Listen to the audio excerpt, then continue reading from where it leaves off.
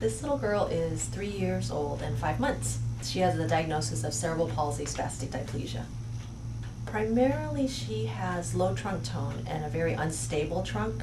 And in compensation, she has a lot of upper extremity stiffness. She's trying to fix to create some stability, but she also has lower extremity spasticity, mostly extension tone. I believe she was about 9 months old when I started with her. And at that point, she really laid on her back and could play with toys in the air above her, but wasn't able to roll. She wasn't really able to play in prone. She didn't have the transitions to move herself up into sitting. Once she was placed in sitting, she needed maximal support to maintain a sitting balance. Because of the extensor tone through her hips and legs, she would throw herself backwards in sitting.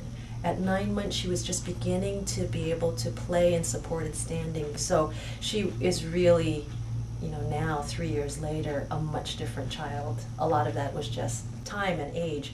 It was really amazing to see her videotape without her shoes on, because most of the time, once I get her up to work on standing balance and walking, I've got her AFOs and her shoes back on.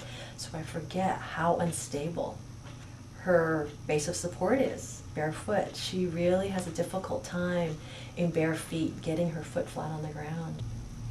She's very plantarflexed at the ankle in stance, and to keep her body over her feet, she then really hyperextends at the knee. She has a difficult time with separating her lower extremities, so her step length is very short. Also, because of the challenges with her dynamic balance, because of her unstable foot position, her cadence is very slow.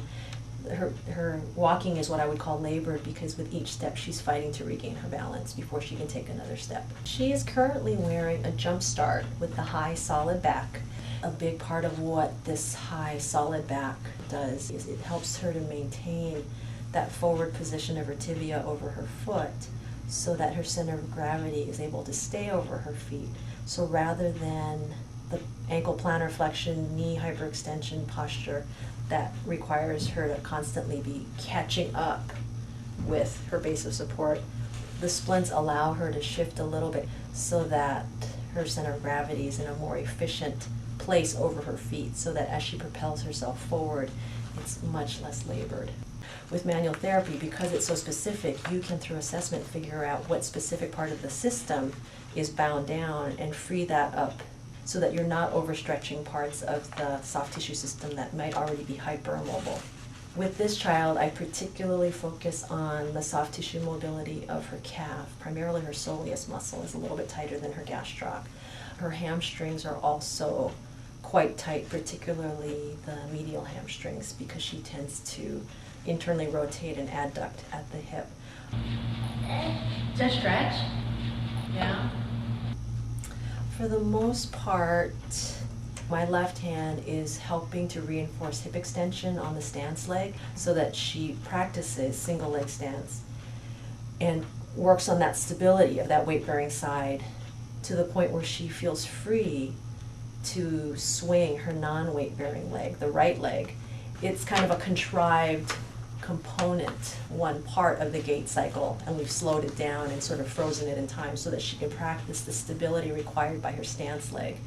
And then, we would do it on the other side so that both legs would have practice being both the stance and the swing leg. The hope is that with that preparation, the actual real-time stance and swing that happens during gait might be a little bit more controlled. I used to use this therapy activity a long time ago for trunk balance, just feeling like sitting on an unstable surface and moving as the ball is thrown to her creates a situation where her trunk needs to learn how to react to slight changes in where her body is in space. And really now I use that activity so much more for teaching kids to use ground reaction forces through their feet. And she is just starting to learn that her legs pushing into the floor can help her to feel more stable. It's a fairly new skill for her, and I think it's going to be very, very crucial in her understanding of how her body works relative to the floor and relative to gravity. The prone over the ball, walking her hands out, is a very traditional trunk stabilization activity. Because of the weight bearing through the upper chest and arms, you can activate the abdominal muscles more from a top-down kind of a sequence rather than pelvis up. And so it's just another way of activating the trunk muscles. You often activate muscles on both sides of the trunk simultaneously, so you get a much more balanced picture of how the trunk can be stable rather than just flexion or extension, one or the other. Rotating up into sitting, again, is a way to really recruit and balance the flexors and extensors of the trunk working in concert. That was terrific. Very good job. Let's do the other side.